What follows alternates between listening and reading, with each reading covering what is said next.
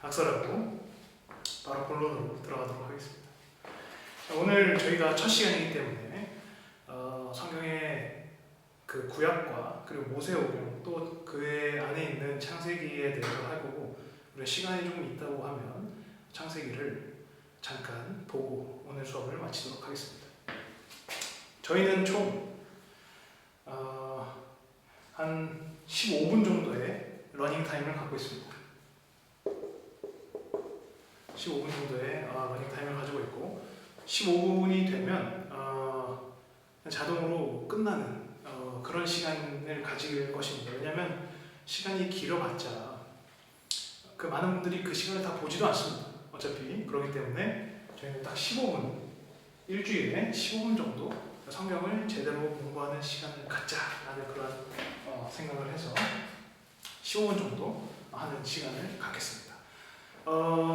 순서는 단순하게 창세기부터 할 예정인데, 근데 이 중간에 약간의 순서의 변경은 있을 수 있습니다. 그러니까 창세기 출애굽기 다음에 바로 레위기를 가는 게 아니라 잠깐 다른 걸 보고 올 수도 있습니다. 왜냐하면 여러분, 성경이라는 것은 우리가 그 성경에 순서가 있지 않습니까? 근데 그 순서대로 역사적으로 쓰여진 건 아닙니다. 그러니까 역사적인 서술을 이 성경의 순서대로 하고 있는 게 아니기 때문에, 그렇기 때문에 우리가 출애굽이 끝나고 레위기 가면 했던 말을 또 하네? 뭐 이런 생각이 들지 않습니까? 물론 약간 다르지만 했던 말을 또 하네? 이런 생각이 드는 이유는 성경의 순서는 사실 역사적인 순서대로 있는 것이 아니기 때문에 그렇습니다. 그렇기 때문에 따라오시면 될 것 같습니다. 중요한 건 여기서 하고 나중에 차차 우리가 하면서 더 설명하면 되니까 바로 구약으로 들어가겠습니다.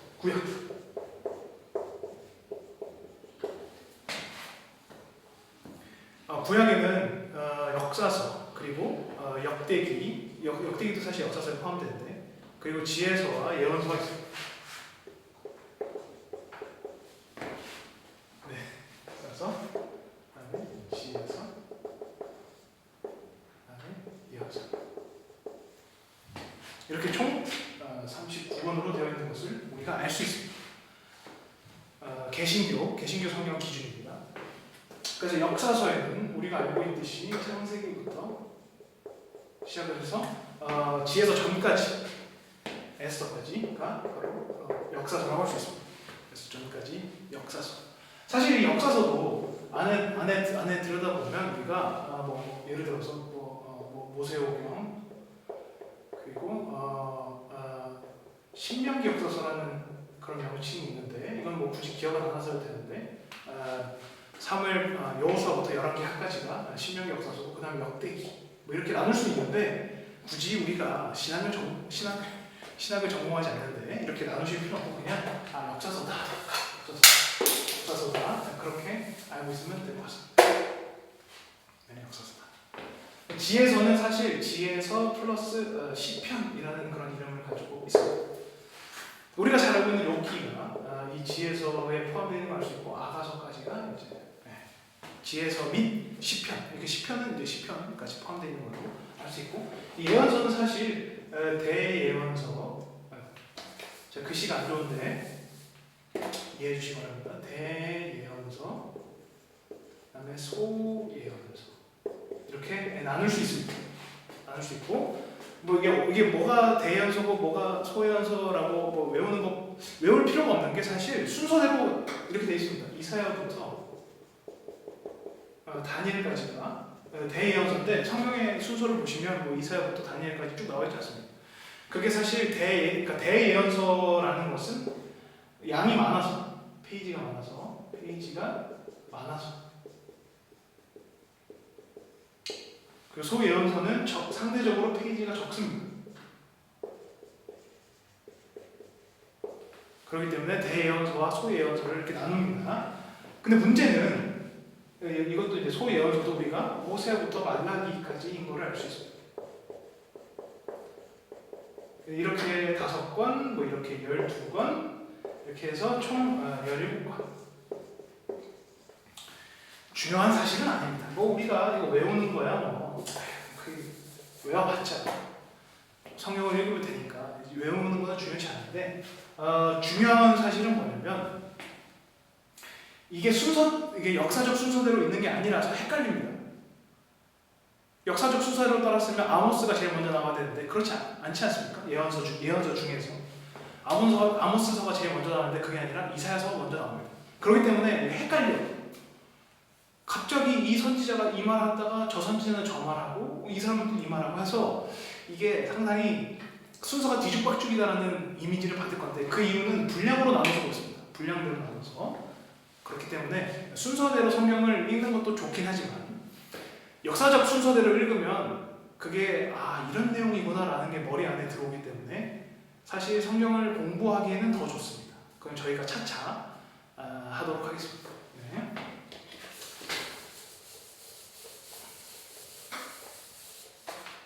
다른 펜 있는지 좀 보겠습니다. 이거 잠깐만. 펜을 이걸로 쓰겠습니다. 안 지워지네. 네. 자, 그렇게 되면 우리가 아까 봤던 대로 이 역사서 중에 가장 먼저 있는 이 모세오경을 같이 잠깐 들여다보고 가겠습니다. 여러분, 그 모세오경이라는 것은 이제 모세가 쓴 5권으로 된 경전이라는 의미이겠지만 중요한 것은 창세기부터 우리가 알 수 있는 것들인데 이걸 나눈 사람은 모세가 아니라 나눈 사람은 사실 그 책을 기록하는 자들의 편의를 위해서 사실 모세오경을 5권으로 나눴다는 것을 우리가 알아야 됩니다. 이게 무슨 말이냐면 여러분 성경이라는 것을 예를 들어서 어떤 장과 절을 나누거나 아니면 뭐 예를 들어서 이렇게 모세오경이나 아니면 뭐 열왕기 상, 열왕기 하와 같은 것들을 나눌 때 우리는 이거를 쓴 성경을 쓴 저자가 의도대로 나눴다라고 생각할 수 있지만 하지만 사실 이 실용적인 측면이 더 있습니다.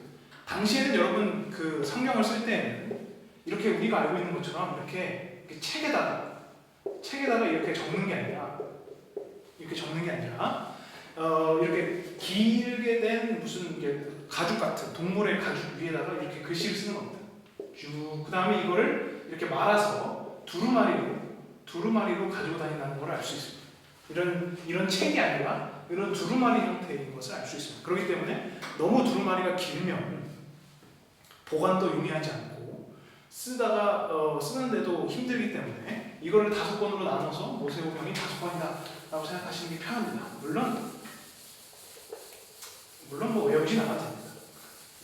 외우지 않아도 되지만 뭐 그렇다. 그래서 헬라어로 펜타튜코스라고 하는데 어렵겠지만 헬라어라고 하면 여러분 이제부터 제가 헬라어라고 하면은 성경이 쓰여져 있던 옛날 그리스어 그렇게 생각하시면 됩니다. 옛날 그리스어 헬라어 옛날 그리스어. 그래서 신약 성경을 쓸 때는 사실 코인의 헬라어가 쓰여 있는 것을 우리가 사실 알고 있지만 그렇게 중요한 사실은 아니에요.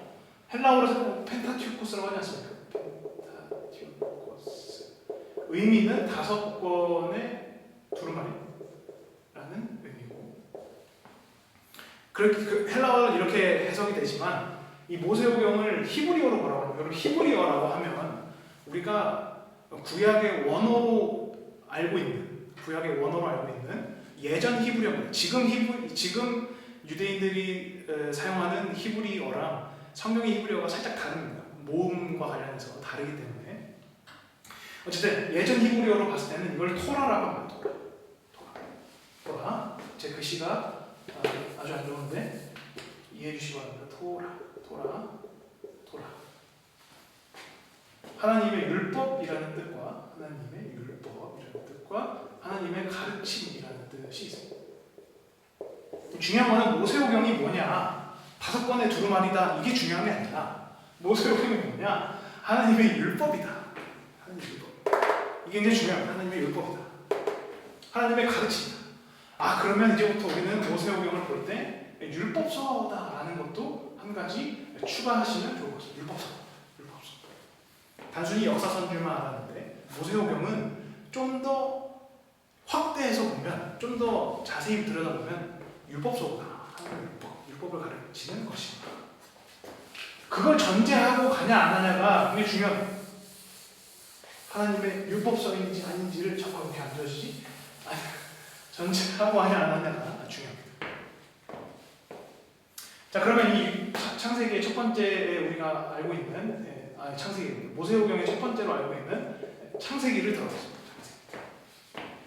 우리 영어로는 이제 제네시스라고 하지 않습니까? 제네시스라고 해서 자동차도 있긴 하지만 중요한 게 아니고 제네시스가 사실 헬라어로는 발음이 게네시스 또는 라틴어로도 헬라어와 라틴어로도 게네시스라고 합니다. 이 뜻은 생성 또는 근원이라는 뜻입니다. 창세기를 의미하는 게네시스는 생성 근원이라는 뜻이다.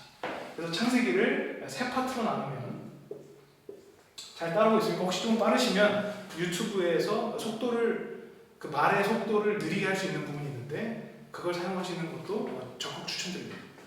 제 말을 느리게 하는 건 너무 힘드니까. 자, 첫 번째 인간의 원 역사. 인간의 원 역사가 첫 번째 한 부분을 차지하고 있고, 그 다음에 아브라함부터 시작돼서 야곱까지 가는 이 역사, 그리고 이 요셉의 역사. 이렇게가 이제 크게 창세기에는 뭐가 나옵니까? 라고 예를 들어서 여러분들의 지인분들이 창세기에는 뭐가 나옵니까? 라고 물어보면 크게 세 가지가 나온다. 인간의 원 역사. 그러니까 아브라함 전에 그냥 이스라엘 민족이 아니라 인간들의 원래의 근원적인 역사는 뭐냐? 이제 그게 나오고, 그다음에 아브라함부터 야곱까지 이야기가 나오고, 그다음에 요셉까지 이야기가 나온다. 이게 바로 창세기의 전부라고 할 수 있습니다. 창세기 전부. 창세기 어렵지 않은. 자, 그래서 인간의 원 역사가 1장부터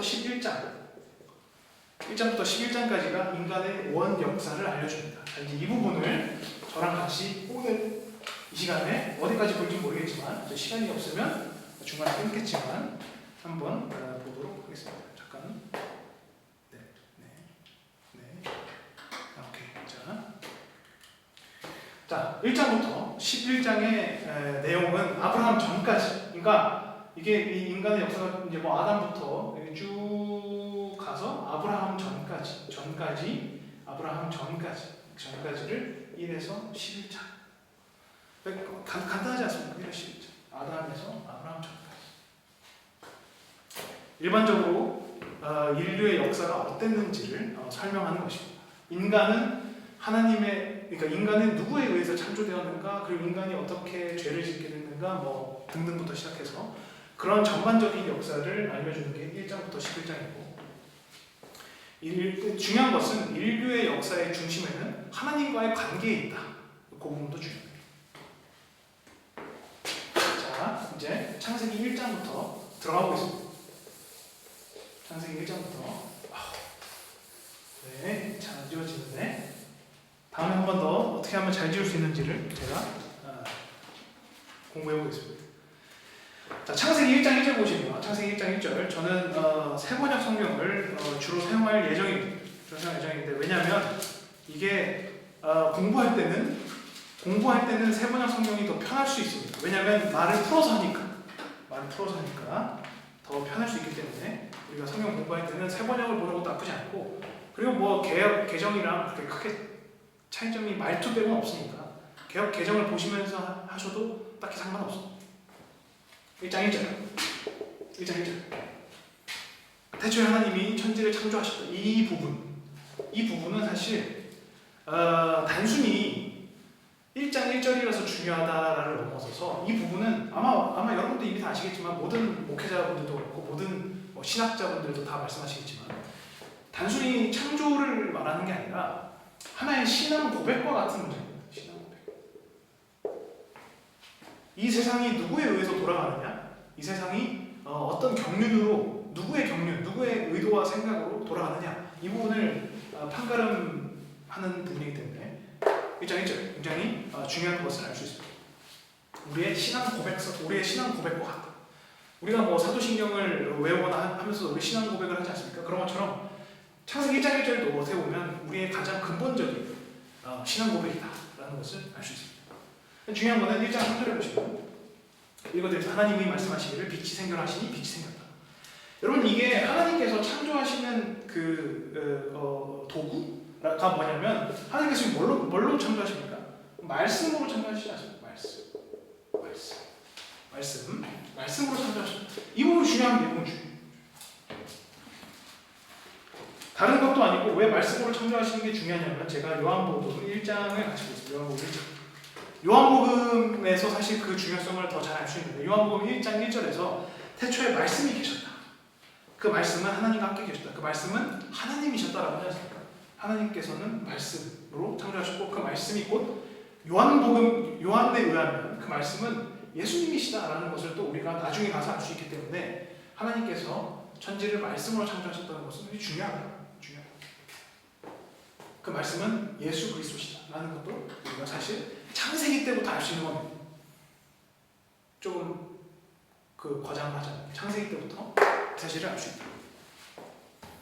그리고 제가 모든 절들을 다 하진 않을 겁니다. 제가 어떻게 진행을 할 거냐면 사실 이 모든 절들을 다 하게 되면 이 성경 공부가 한 3시간? 이렇게 나오니까 3시간 나오니까 저희는 딱 중요한 구절들을 한번 하고 마지막에 정리하고 이런 식으로 하는 것으로 하겠습니다.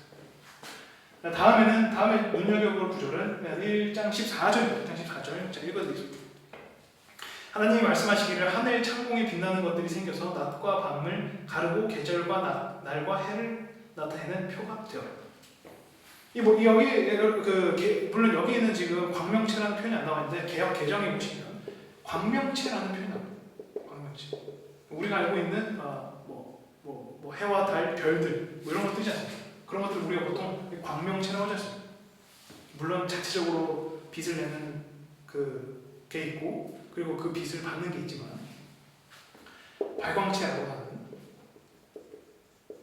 근데 중요한 게 뭐냐면 이 부분 좀 중요한데 1장 14절에서 이 광명체라는 표현을 해서 우리가 눈여겨볼 게 뭐냐면 우리는 보통 그런 말을 합니다.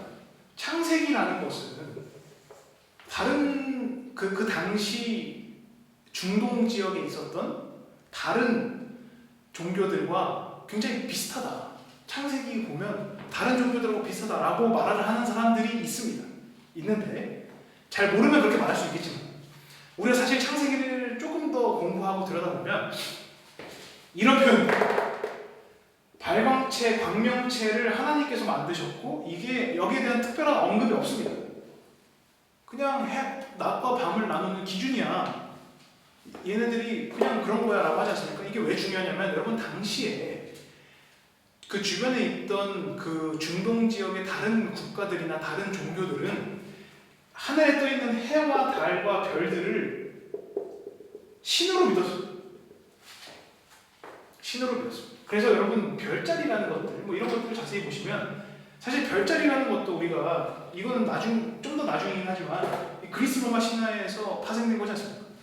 그래서 예를 들어서 헤라클레스가 곰들을 자기가 죽여서 그 곰들에게 미안해서 별자리가 되게 했다. 이런 신화들 어떻게 보면은 다 그 별자리나 별과 해와 달과 별들이 다 종교와 관련된 게 그 예전의 종교의 특징입니다. 근데 창세기는 어떻게 말하냐면 그거 그냥 광명체잖아. 그거 그냥 하나님께서 낮과 밤을 나누시기 위해서 만들어내신 거다라고 말하지 않습니까? 거기에 어떻게 보면 차이가 있다라는 것을 우리가 잘 넘어가지만 의도적으로 다른 고대 종교들과 급을 나누는 것을 알 수 있습니다. 다른 종교들과 나눈다. 의도적으로 다른 고대 종교들과 우리는 다르다. 하나님께서는 다른 분이다. 라는 것을 알려주는 게 사실 우리가 눈여겨보진 않았지만 창세기 1장 14절인 것도 오늘 공부를 통해서 알 수 있습니다. 오늘 창세기 1장까지 하겠습니다. 시간이 없어서 길어지면 안 들으시니까 항상 말하지만 길어지면 안 들으시니까 짧게 해드리겠습니다. 자, 1장 26절입니다. 어느새 다 왔습니다. 1장 26절. 여러분도 성경책을 같이 펴놓고 하시면 좋습니다. 1장 26절. 하나님이 말씀하시기를 우리가 우리의 형상을 따라서 우리의 모양대로 사람을 만들자. 그리고 그가 바다의 고기와 공중의 새와 땅에 사는 온갖 짐승과 그 땅 위를 기어다니는 모든 길짐승을 다스리게 하자. 여기서 일단 우리라는 표현에 주목하셔야 돼요. 하나님께서 우리라는 표현을 쓰셨다. 우리는 이것을 삼위일체 근본으로 삼습니다. 이거는 뭐 정통 기독교 교리의 핵심이기 때문에 여기서 구약에서 우리를 표현할 때 이거를 삼위일체 근본으로 삼는다라는 것. 네. 이걸 다르게 해석하시는 분들이 있는데 정통적인 생각은 아닙니다. 정통 기독교 교리에서는 이 우리라는 생각을 삼위일체 교리의 근본으로 삼는 게 우리의 신앙 고백입니다. 자, 1장 28절. 중요한 거. 1장 28절. 26절과 28절을 같이 보셔야 되는데 28절도 제가 읽어드리겠습니다. 하나님이 그들에게 복을 베푸셨다. 하나님이 그들에게 말씀하시기를 생육하고 번성하여 땅에 충만하여 하여라. 땅을 정복하라.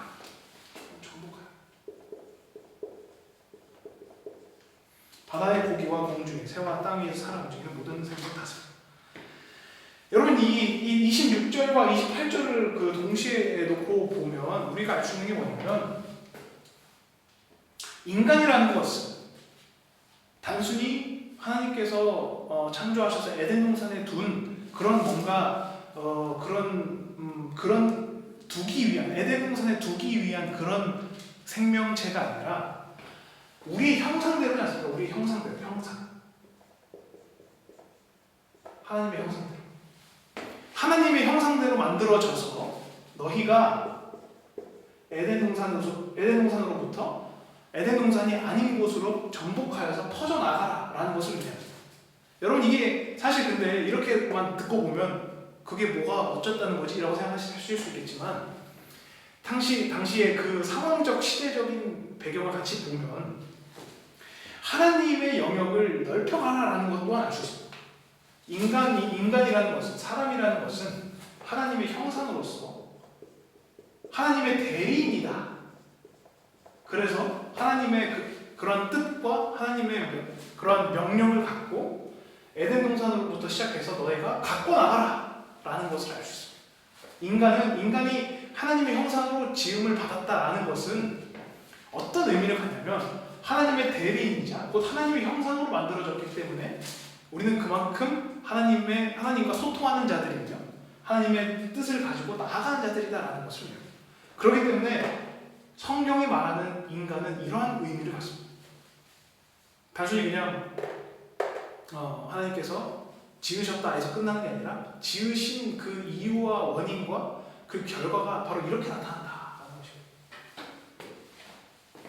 정복하라는 것은 그런 것을 의미합니다. 오늘날 뭐 자원 함부로 써라 이런 말이 아니라 오늘날 자원을 함부로 쓰면 당연히 안 되지만 그런 의미가 아니라 하나님의 영역을 넓혀가라라는 것입니다.